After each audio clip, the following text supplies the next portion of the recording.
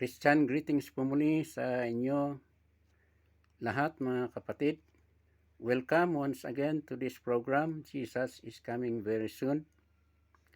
Nung last na pag-aaral natin ay binanggit ko po sa inyo itong salitang spiritual blindness at willful blindness.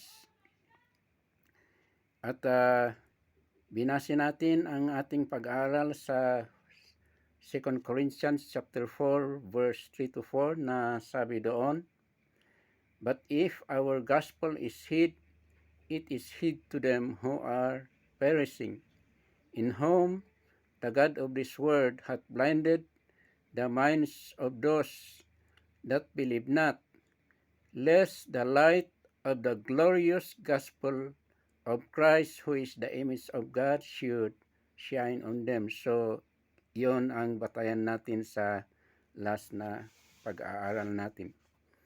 At itong spiritual blindness at saka itong willful blindness ay may kaugnayan sa isa't isa. At ito ang siguro ang pinakamalalang problema sa buhay ng tao kung bakit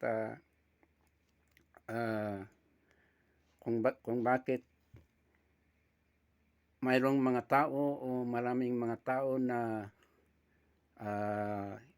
hindi sila masisave sapagkat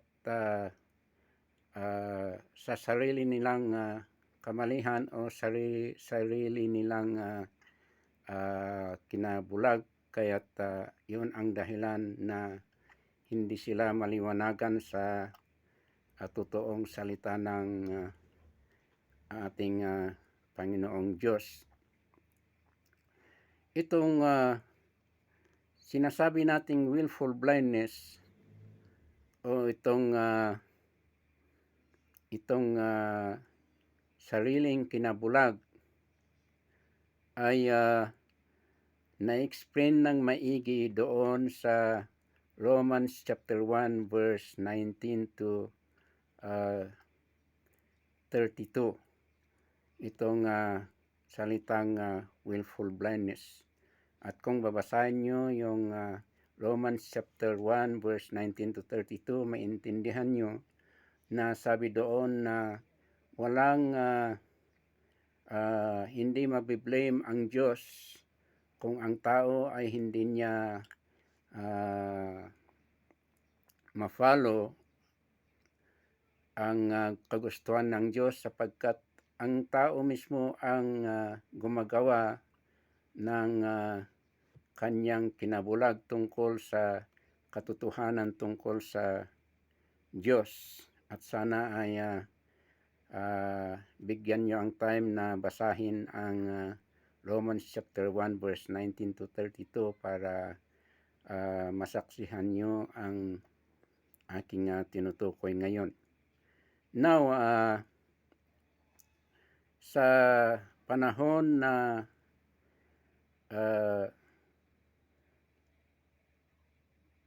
sa ating kapanahunan ngayon ay nabubuhay tayo sa sinasabing confusion of religion. Sobrang may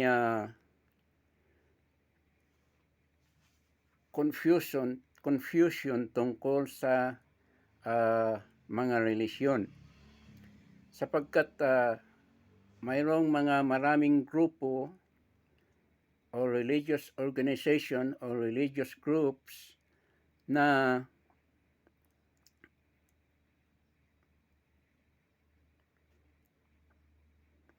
itong mga religious groups ay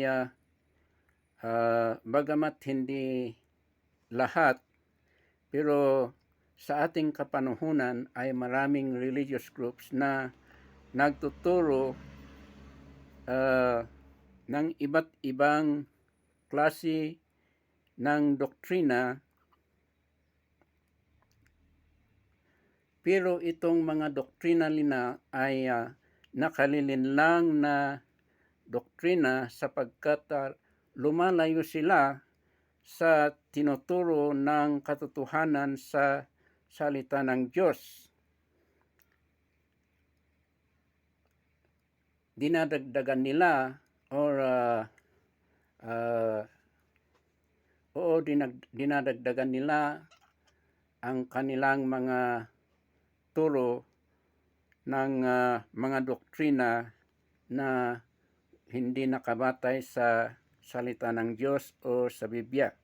Sabi dito sa English, they are adding different doctrines that are not biblical, or they are not agreeable to the Word of God.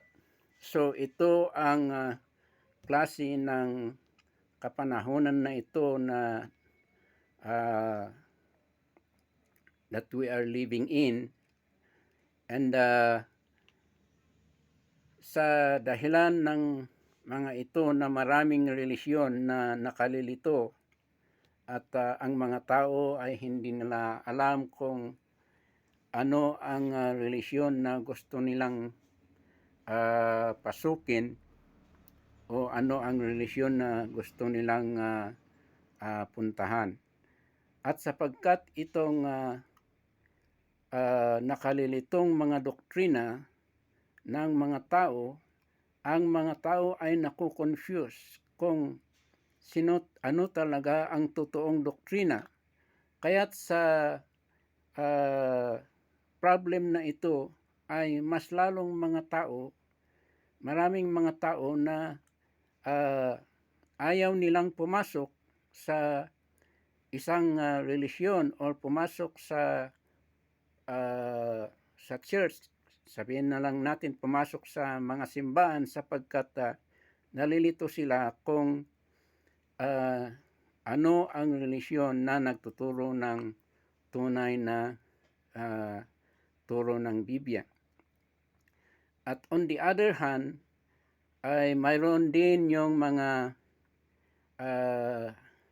ibang grupo na talagang stick sila sa kanilang doktrina o kanilang religious group, na maski man ang tinuturo ng kanilang religious group ay karamihan ay hindi tugma sa salita ng Diyos, ay pilit pa rin na nag-i-stay o umuupo sila sa kanyang mga relisyon at ayaw nilang umalis sapagkat naimulat o naitanim sa kanilang kaisipan at sa kanilang puso na ang kanilang relisyon ay ang relisyon na totoo, na maski man basing on the Word of God ay malayong malayo ang kanilang doktrina or ang kanilang pinafollow o kanilang pinapaniwalaan na doktrina. Kaya't iyon ang mga problema sa mga kapanahunan na ito na in our times, in these times that we are living at the present time. Gusto ko pong basahin sa inyo itong 1 Timothy chapter 4 verse 1 to 2 at saka itong 2 Timothy chapter 3 verse 1 to 7, na upang ipakita sa inyo na tayo ay nabubuhay sa sinasabi ng Bible na last days. Ito po ang mabasa dito sa Matthew chapter 4 verse 1 to 2. Sabi dito, "Now the Spirit expressly says that in latter times some will depart from the faith, giving heed to seducing spirits in doctrines of demons, speaking lies in hypocrisy, having their own consciences seared with a hot iron." So ito po ang mababasa natin dito. Excuse me. Nasabi dito na sa last days o ano itong Tagalog ng last days, sa huling kapanahunan ay ito ang mangyayari na ang mga iba ay umalis sila o sa katotohanan na turo at sila ay they will follow deceiving spirits and doctrines that are demonic. Ito ang sabi dito. So gusto ko pong basahin din itong chapter 3, 2 Timothy chapter 3 verse 1 to 7 kung ano din ang mabasa dito. Sabi dito, "But know this, that in the last days perilous times will come, for men will be lovers of themselves, lovers of money, boasters, proud, blasphemers, disobedient to parents, unthankful, unholy, unloving, unforgiving, slanderous, without self-control, brutal, despisers of good, traitors, headstrong, haughty, lovers of pleasures rather than lovers of God, having a form of godliness, but denying its power. And from such people turn away.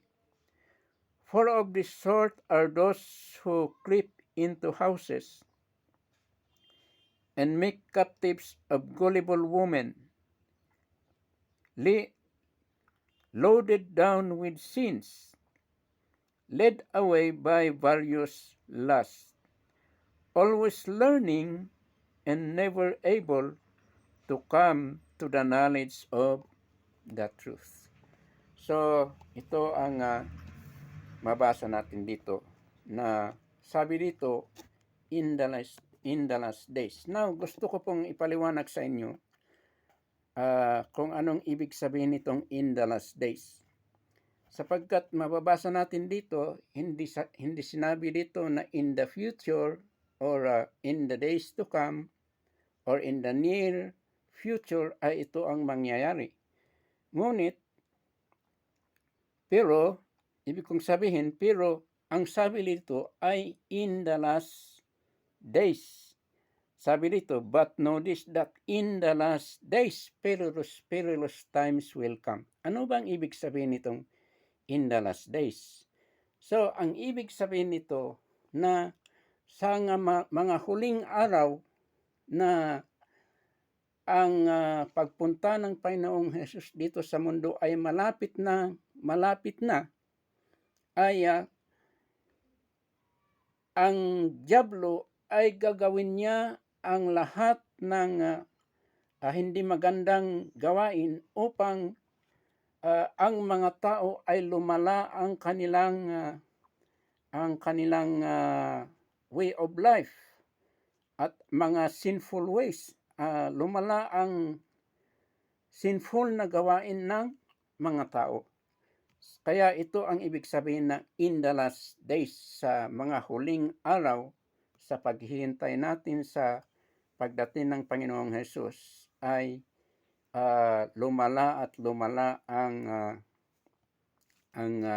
kasalanan o ang mga sinful ways na ginagawa ng mga tao. Ito ang ibig sabihin nito. Kaya't maniwala kayo man o hindi, ay talagang ang Espiritu ng Diyos ay ipinapahiwatig sa mga tao o sa mga totoong Kristiyanong tao na ang pagdating ng Panginoong Hesus ay malapit na. Yon ang ipinapahiwatig ng Espiritu ng Diyos sa kapanahunan na ito. Kaya't sabi dito na itong in the last days, maraming klase ng turo o doktrina na lumalabas dito sa mundo at maraming gawain na itong mga gawain na ito ay parang spiritual or parang makatotohanan na gawain, pero hindi natin alam na itong mga gawain ay nakalilin lang pala sa buhay ng tao. So, sabi dito, sa pinag-aaralan natin ay there is so much religious confusion in this present time. So, ito ang ibig kong ipahiwatig sa inyo sapagkat hindi lang relisyon ang nakaka-confuse sa buhay ng tao. Maraming bagay na nakaka-confuse. Maski pira nga ang pira nga natin ngayon ay nakaka-confuse din. Kung sa totoo lang,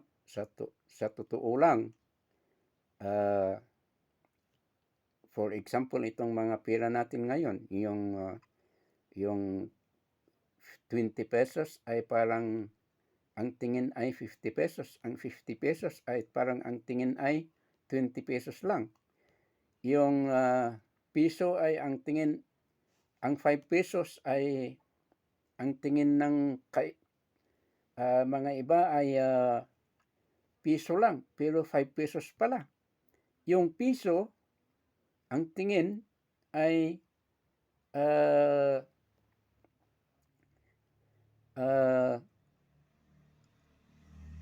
hindi pala 5 pesos, kundi piso lang.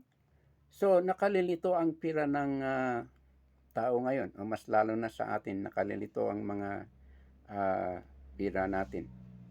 Kaya't ganun din, mas lalo na sa relisyon sa kapanahunan na ito, na maraming relisyon na nakalilito na parang ang tinuturo nila ay makatotohanan, pero hindi pala, kundi itong relisyon ay nakalilin lang sa buhay ng mga tao, mga kapatid. Kaya't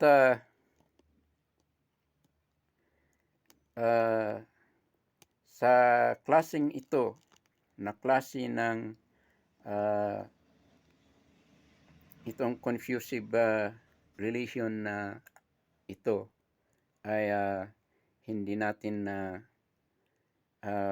I mean to say, yung mga tao ay hindi na may determine kung ano ang tama at kung ano ang mali. At bakit nangyayari itong sinasabi nating confusive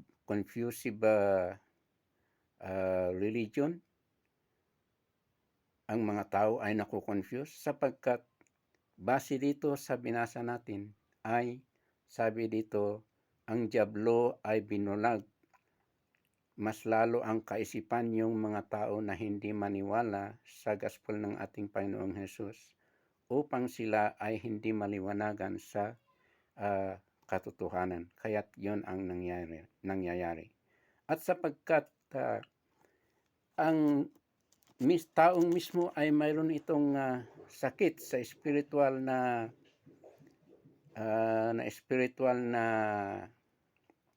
status, na itong may sarili silang kinabulag, ay hindi nila maintindihan ang katotohanan sapagkat sila ay nagbulag-bulagan sa katotohanan.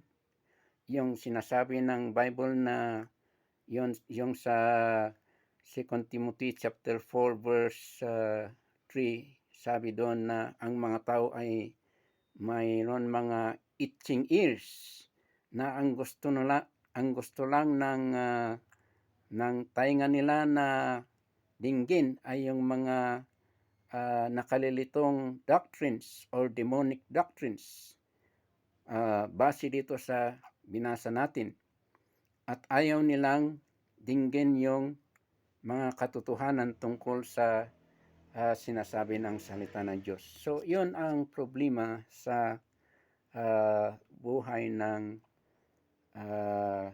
ibang tao. At sapagkat mayroon silang sariling kinabulag, ay mas lalong pubulagin ng dyablo ang kanilang mata, spiritual eyes, para mas lalo nilang hindi maintindihan ang katotohanan tungkol sa sinasabi ng salita ng Diyos na ito na glorious gospel of Christ. Itong glorious gospel of Christ ay sabi dito ang kaningningan ng ebanghelyo ng Kristo, ng ebanghelyo ni Kristo. At bakit ang tao ay hindi nila makita o maliwanagan dito sa ningning na ebanghelyo ni Kristo ay sapagkat sila ay may sariling kinabulag o sila ay nagbulag-bulagan sa katotohanan, mga kapatid.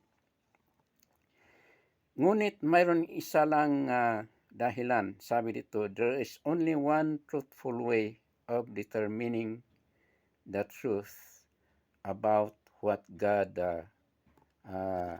wants. May isa lang dahilan na ang tao ay pwede niyang ma-determine o maintindihan o maliwanagan ang totoong katotohanan. At ito ay, sabi nito, at ito ay sa pamamagitan ng pag-ask ng guidance ng Holy Spirit, ng guidance at revelation. Ang ano itong guidance? Guidance at revelation ng Holy Spirit tungkol sa katotohanan, tungkol sa salita ng Diyos. Ito lang ang only one truthful way, sabi dito, of determining the truth. Bakit ko sinasabi ito? Sapagkat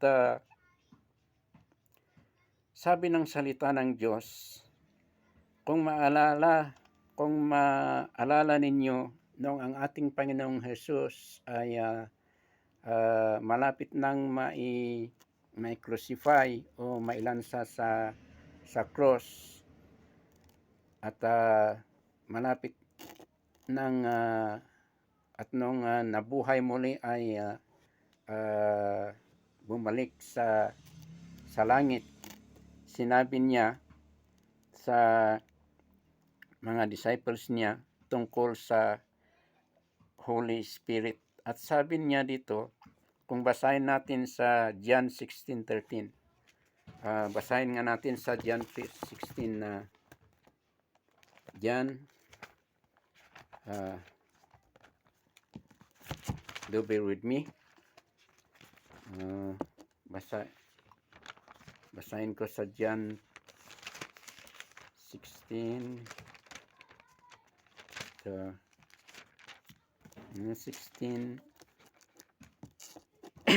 excuse me, 16:13.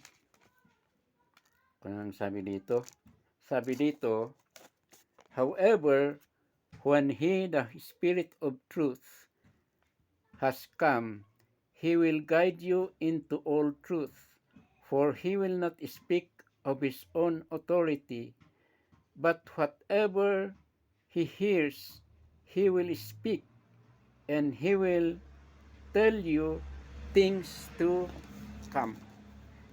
Base dito sa binasa natin, ang Holy Spirit ang mag-guide sa atin tungkol sa katotohanan. At ganun din ang mababasa natin sa 1 Corinthians chapter 2 verse 9 to 10. Ano ba ang sinasabi dito sa 1 Corinthians chapter 1? Sandali po.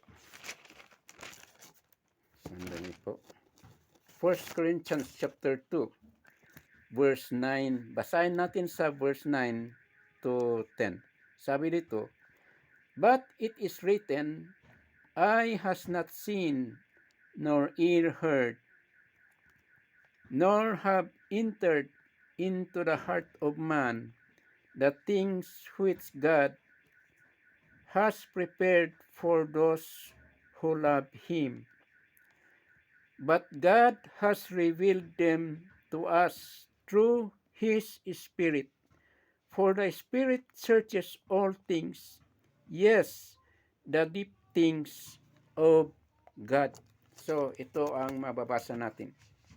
So, ano po ang ibig sabihin dito?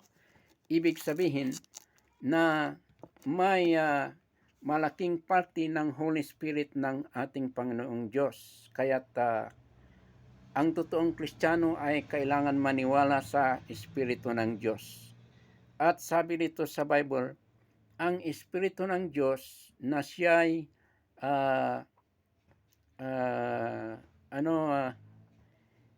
it was given, na ibigay sa atin ng Diyos, at itong Holy Spirit ay upang ito ay He will dwell with us. This Holy Spirit will dwell with us. It means to say with the believers, with the Christian people. At sabi dito, He will guide them into all truth. Siya ang mag-guide at mag-reveal ng buong katotohanan tungkol sa Diyos sa mga taong maniwala kay ating Panginoong Jesus. Ito ang ibig sabihin.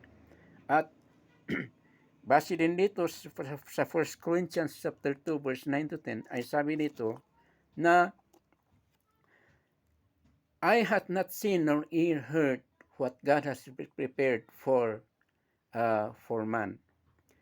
Ang mga tao, yung mga unbelievers, yung mga worldly people, yung mga hindi maniwala kay Kristo, maski anuman ang katayuan nila sa buhay, sila man ay may pinag-aralan, they are intelligent people, o wala silang pinag-aralan, mayaman man o hindi sila mayaman, pero o sila man ay magaling, napakagaling na tao, pero kung hindi sila maniwala sa kay ating Panginoong Hesukristo, ay itong mga plano ng Diyos ay hindi na maire-reveal sa kanila.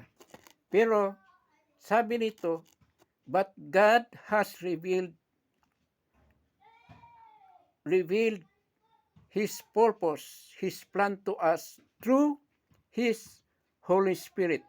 For the Spirit searches all things, yes, the deep things of God. Ito ang sinabi ng salita ng Diyos, na ang Holy Spirit ay i-reveal niya ang kagustuhan ng Diyos Ama sa mga Kristiyano o sa mga taong maniniwala sa kanyang anak na ang ating Panginoong Heso Kristo. Kaya't ang mga Kristiyano, totoong mga Kristiyano ay maniwala sila na may buhay silang walang hanggan, at maniwala sila na ang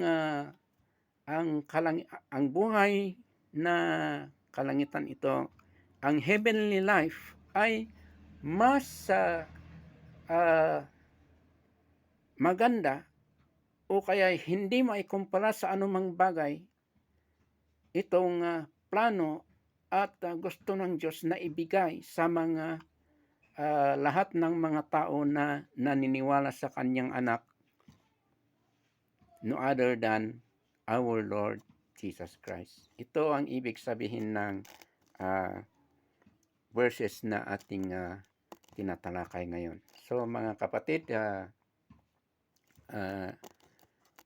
sana po ay lahat tayo ay maliwanagan sa salita ng Diyos. Pinapanalangin ko na mas lalo na sa inyo na first time na makilahok o makibahagi sa ating pag-aaral ng salita ng Diyos, na sana ay maliwanagan kayo sa kagustuhan ng Panginoong Diyos. At kaya, kailangan na manalangin tayo sa Holy Spirit.